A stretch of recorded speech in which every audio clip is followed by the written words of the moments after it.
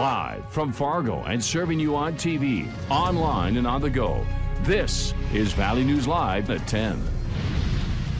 With temperatures sitting below freezing regularly, people are bundled up to stay warm. But what about your pets? A Fargo woman hopes to make people aware of the risk this weather presents to animals.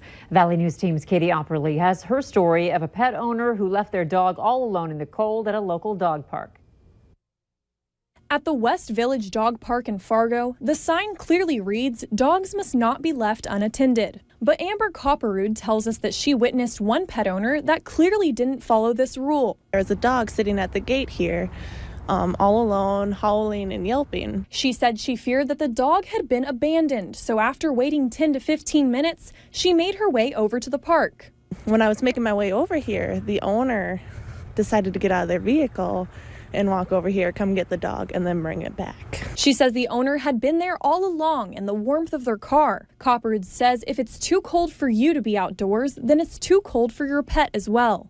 It was 13 degrees out with a wind chill of 0, so it was very cold, and the poor dog was crying like it had been abandoned. Dr. Heather Mitchell at Animal Health Clinic says freezing temperatures present a real danger to animals. They can tolerate some time outside, but when it gets windy, and the wind chill comes in, that's a very big concern, especially if they're wet as well. That can really reduce the amount of coldness they can tolerate. Dr. Mitchell says the cold can cause frostbite or even death.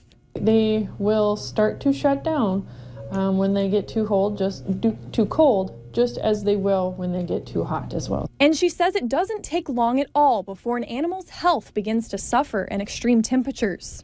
Minutes, especially when it gets below 0, probably 10 to 15 minutes, in the teens as well. We've received multiple messages to our whistleblower hotline about neighbors being concerned over animals left outside in the cold, and we wanted to know if there was anything that you could do about it. Turns out the only action that you can do is call police or animal control. Andrea? All right, thank you, Katie. Dr. Mitchell says another thing to keep in mind for pet owners is the conditions that they're walking on.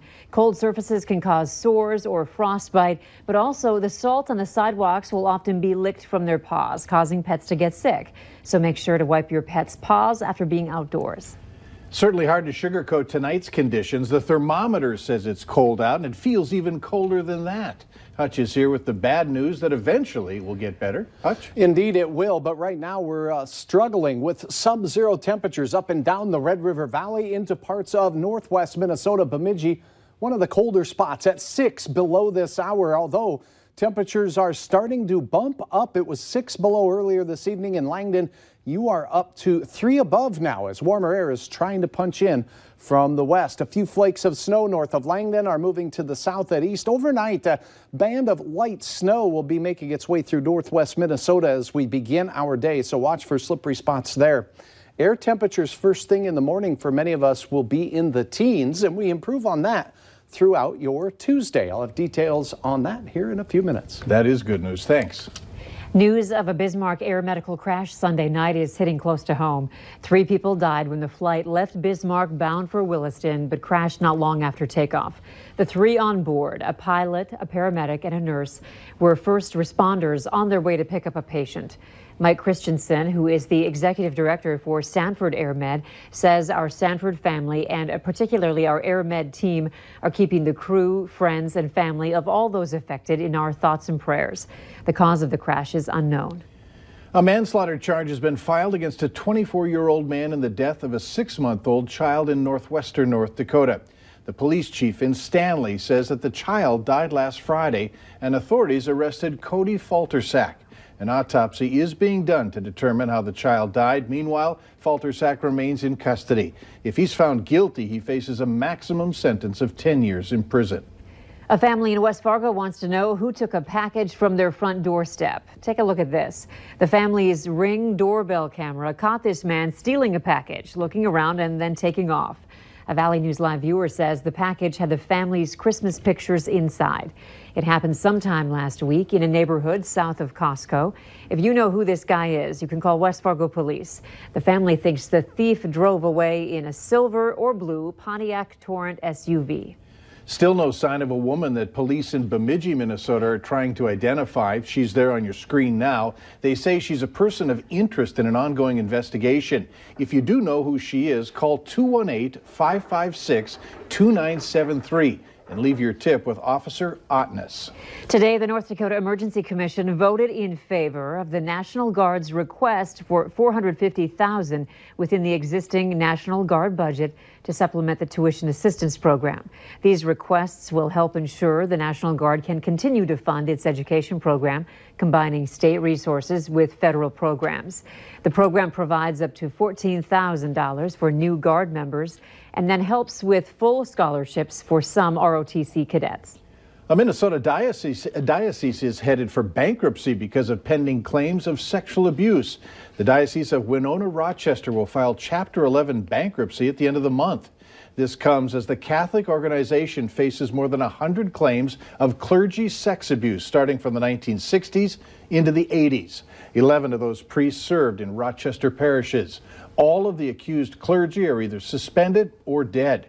Chapter 11 bankruptcy will allow the diocese to restructure so it can pay its debts by dividing assets.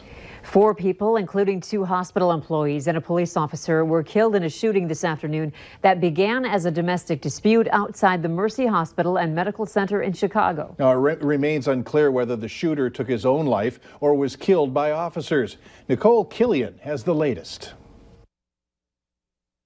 Chaos erupted Monday afternoon when a gunman opened fire near the Mercy Hospital and Medical Center on Chicago's South Side. It was like pow, pow, pow, pow, pow, pow, pow, pow, pow, pow, pow. It was extreme and it was very loud and it was close. Shot fired in front of Mercy Hospital. This guy's got a rifle. The shot started around 3:20 local time as first responders swarmed the hospital. Patients and hospital employees fled into the parking lot with arms up. I was in a gunfire. I had to duck down. The police had their guns drawn. The detectives had their guns drawn. So you could tell it was an exchange. And they were coming from everywhere. People were running across the street right past me. Everybody from doctors to look like patients and people of all ages, and it just was unbelievable. An emergency room employee said the scene was chaotic, but he did what he could to get people to safety. I had to get them out one at a time because police were still looking for the active shooter. Eyewitnesses described what they saw, while details continue to emerge hours after the shooting. Seen a black man with a black coat and hat shoot a lady, I believe it was a lady, 3 times, standing like we are here. Then he stood above her, shot her 3 more times. Officials believe the shooter targeted the woman. Police say that the officer that was killed had just come off probation after his training. 1 person is dead and 3 are injured after a shooting in downtown Denver this afternoon. The suspect is on the loose. Denver police say they are concerned for the residents in the area and said there was an active search for the person responsible. There is no information on the status of the 3 victims who were taken to the hospital. Several roads are closed in that area. Police are repeatedly asking that people avoid the area near the shooting. A Colorado man was sentenced today for killing his pregnant wife and their 2 young daughters. Christopher Watts pleaded guilty to murdering his wife Shannon, 4-year-old Bella, and 3-year-old Celeste, then dumping their bodies on an oil work site. As part of his plea bargain, prosecutors agreed not to seek the death penalty, something that Shannon's family agreed to. I trusted you to take care of them, not kill them. And they also trusted you, the heartless monster, and then you take them out like trash. Watts was sentenced to life in prison with no possibility for parole. On any given day, there are about 850 people in the FM area experiencing homelessness. And Pastor Sue Kesterman with Churches United told the Fargo City Commission this evening there are only about 400 shelter beds. With temperatures dropping, it can be a deadly situation for the homeless. But this year, there's a new plan to keep them safe and alive.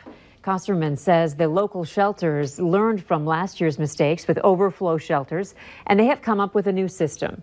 Now, different shelters will be prioritizing different needs. For example, Churches United will focus on families and women, while the New Life Center will help men.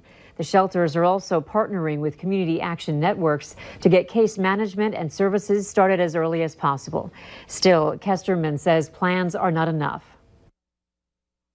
The solution to homelessness is not more shelter beds and not overflow shelter beds and not safety nets and contingency plans. It's affordable housing and housing with supports. If you'd like to help, Kesterman says donations are always welcome, as are volunteers. If you need help uncovering fraud or corruption in your community, call our whistleblower hotline. We'll do our best to get to the bottom of it.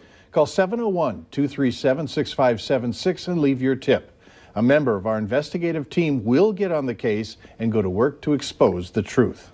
Later on Valley News Live at 10, nobody wants a bad bird on Turkey Day. We'll serve up some tips to keep salmonella away.